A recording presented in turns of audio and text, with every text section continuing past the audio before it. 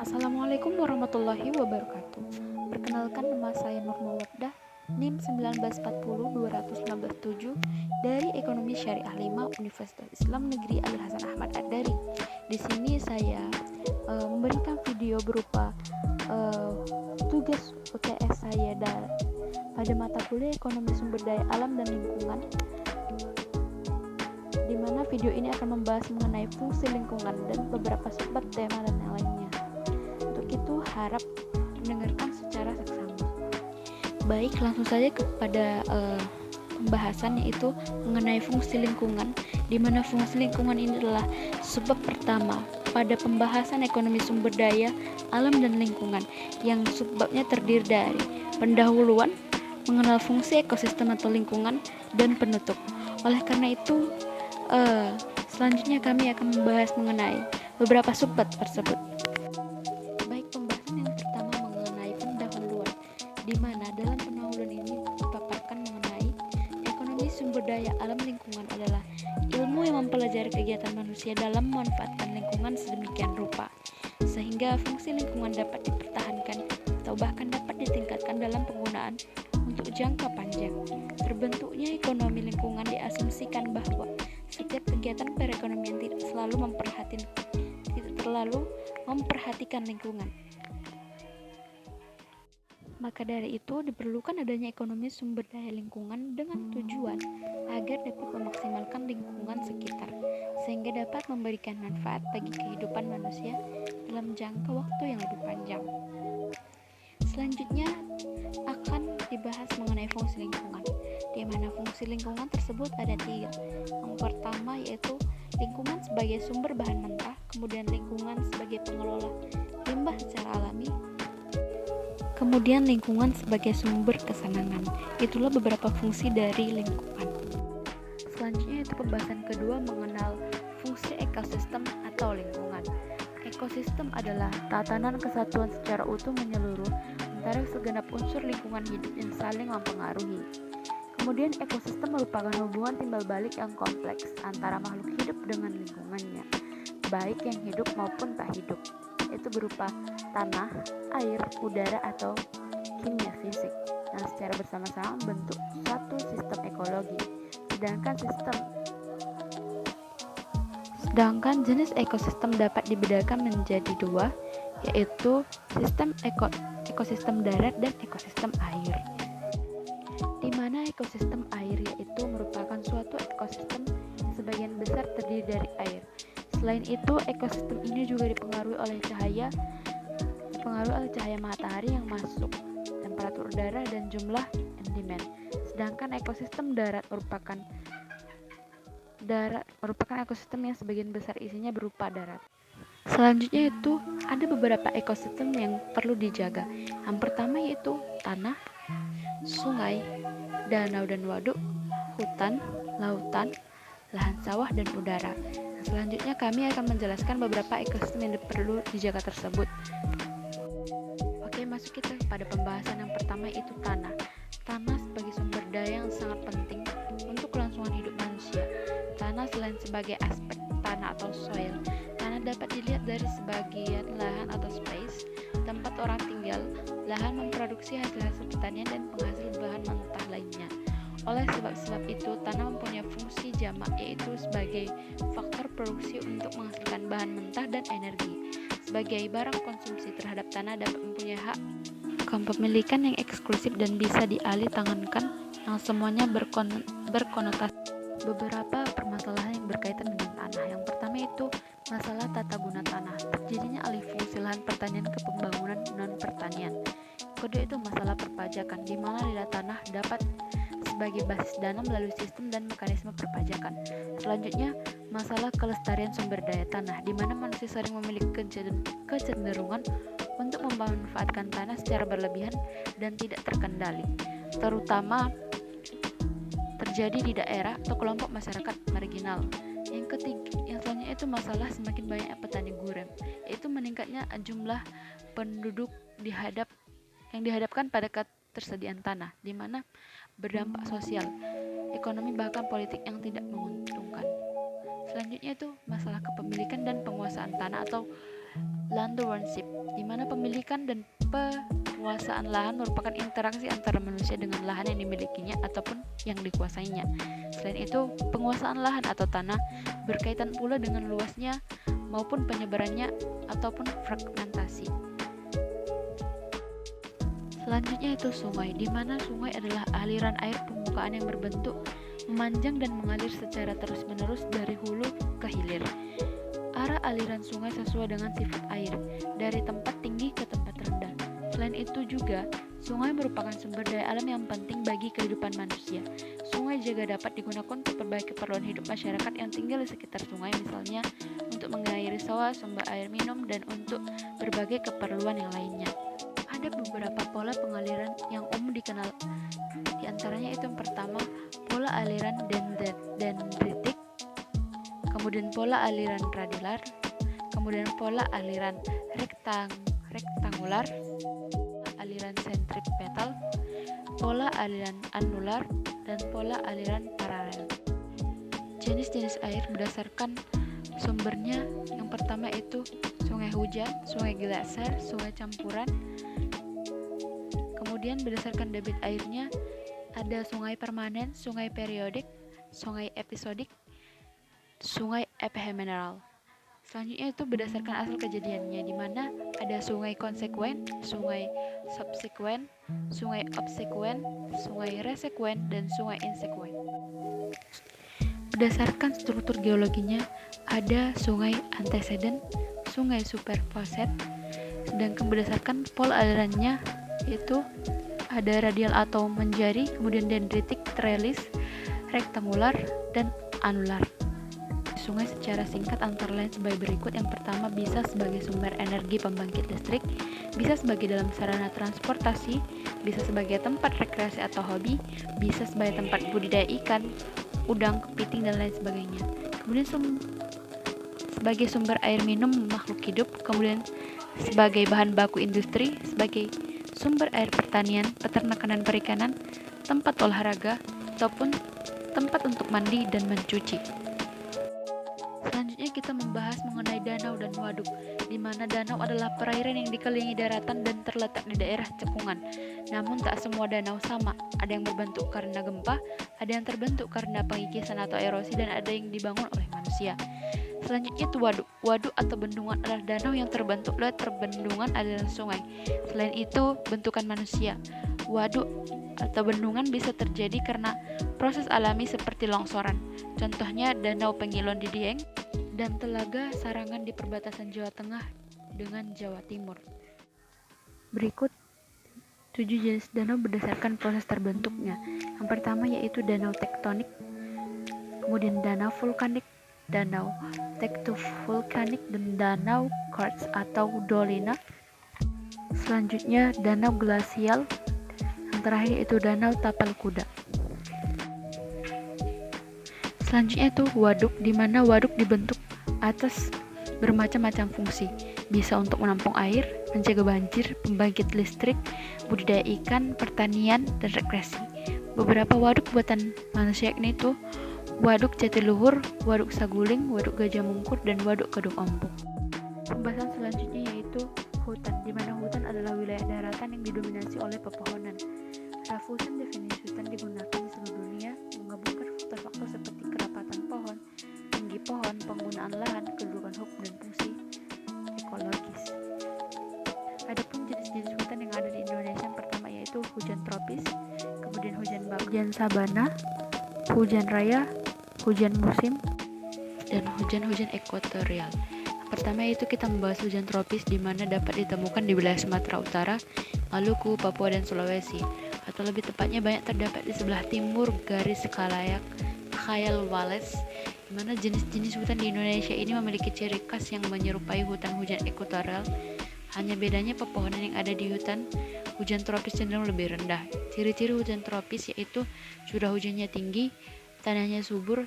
Tanaman yang ada pada hutan hujan tropis biasanya tergolong jenis tanaman dengan batang yang besar, tinggi daunnya lebat, dan tumbuhannya rapat atau sama lain. Kemudian binatang yang hidup di hutan tropis yaitu sangatlah bervariasi karena terbagi menjadi 3 wilayah, di mana setiap hutan dihuni dengan binatang yang berbeda. Selanjutnya itu hutan bakau. Bisa disebut juga dengan hutan mangrove, di mana hutan jenis ini tumbuh di kawasan pasang surut seperti wilayah pantai yang terlindungi, di wilayah laguna, serta di daerah muara sungai. Wilayah hutan mangrove ini biasanya berada di wilayah yang tergenang pasang serta bebas dari genangan ketika surut. Indonesia memiliki hutan mangrove yang terluas di dunia dengan luas mencapai 4.125 juta hektar. Hutan mangrove ini tersebar di seluruh wilayah kepulauan Indonesia dengan ekosistem terbanyak di wilayah Sumatera, Kalimantan, dan Papua. Di dalam hutan mangrove, populasi yang membentuknya terdiri dari pohon bakau, nipah, pandan, dan rumput. Hutan bakau ini juga disebut memiliki fungsi yang cukup penting bagi lingkungan. Di antaranya itu sebagai pemecah dan penahan ombak, kemudian tempat tinggal alami ikan-ikan kecil, pencegahan abrasi air laut, kemudian tempat tinggal beberapa spesies burung laut. Kemudian hutan bakau merupakan cara untuk melestarikan lingkungan.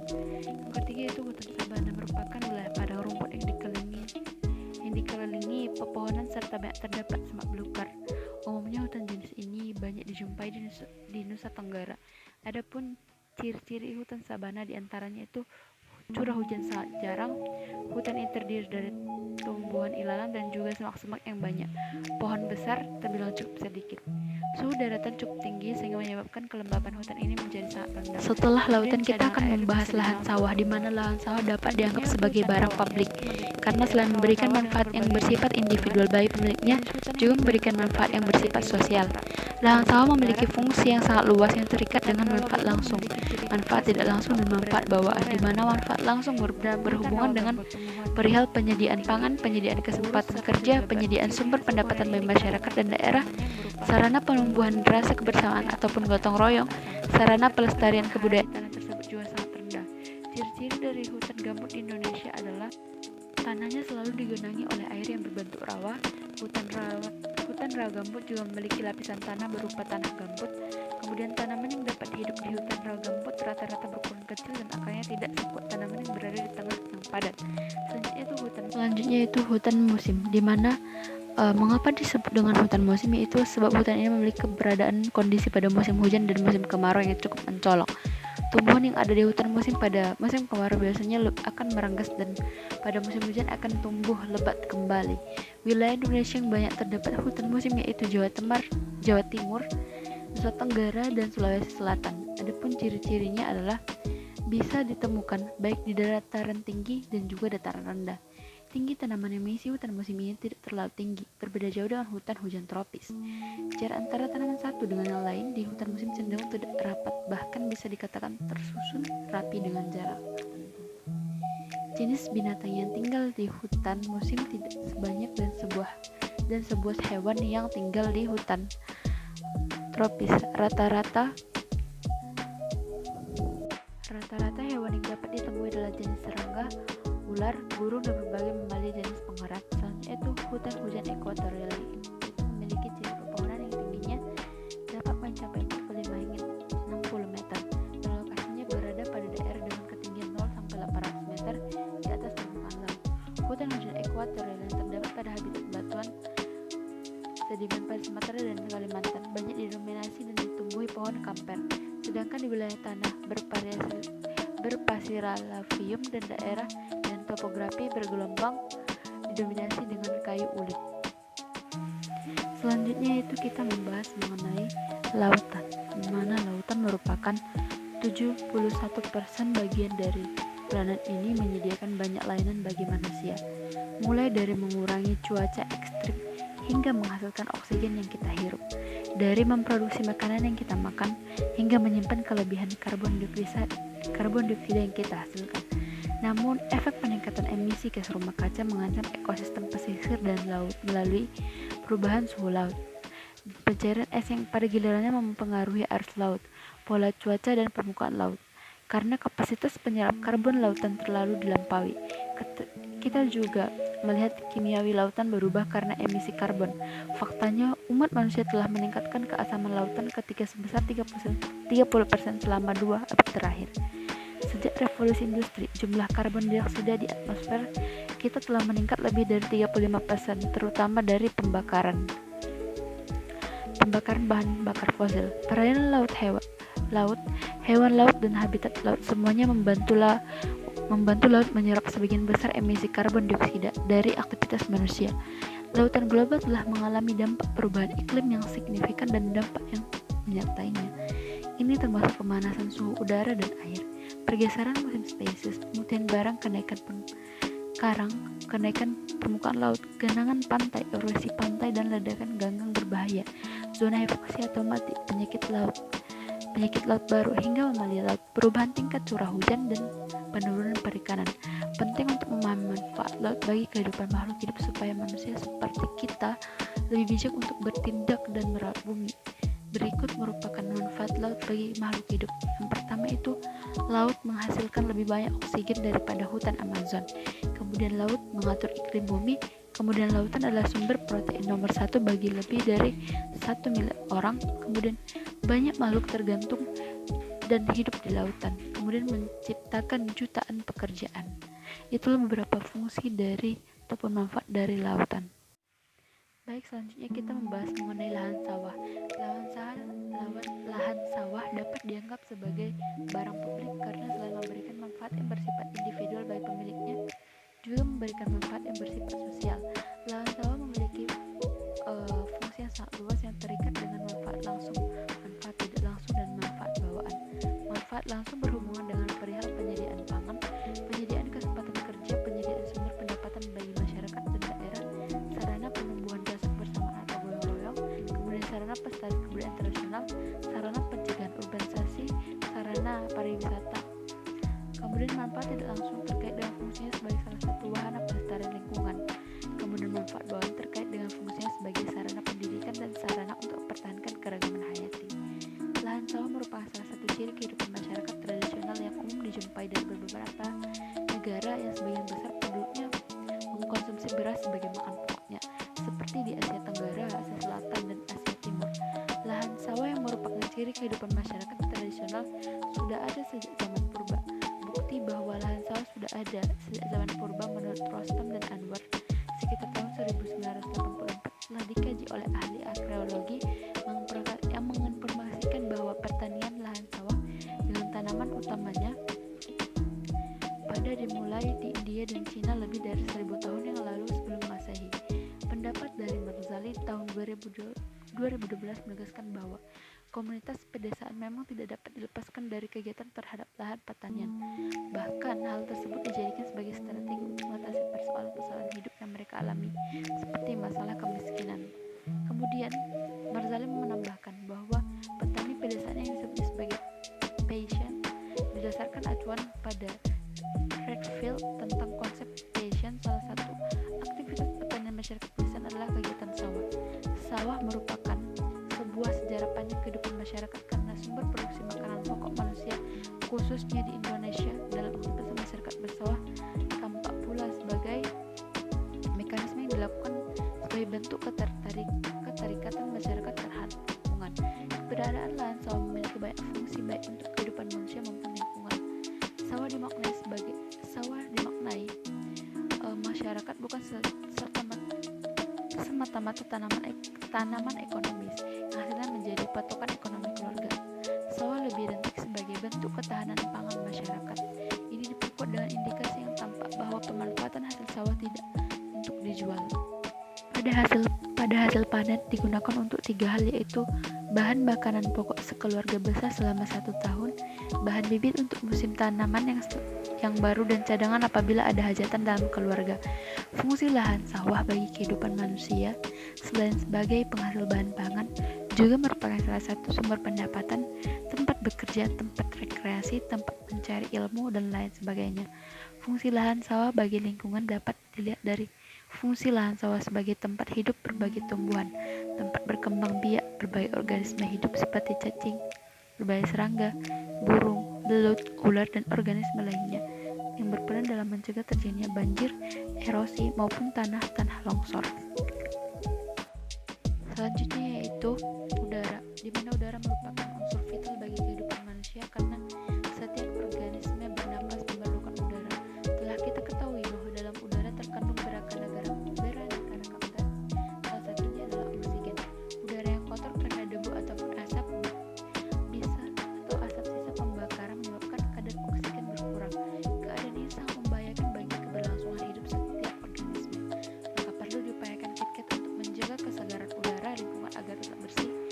segar dan sehat. Udara merupakan salah satu contoh dari barang bebas yang artinya semua barang tersebut dapat digunakan oleh siapa saja, kapan saja, dan sebanyak apapun tanpa harus membayar dan mengeluarkan usaha untuk mendapatkannya. Berlandaskan dari penting udara bagi kehidupan makhluk hidup, menjadikan setiap unsur yang penting untuk dipelajari di bidang ekonomi sumber daya alam. Baik, cukup sekian penjelasan saya mengenai fungsi lingkungan. Mudah-mudahan bermanfaat, dan apabila ada kata-kata saya yang salah, mohon dimaafkan. Assalamualaikum warahmatullahi wabarakatuh.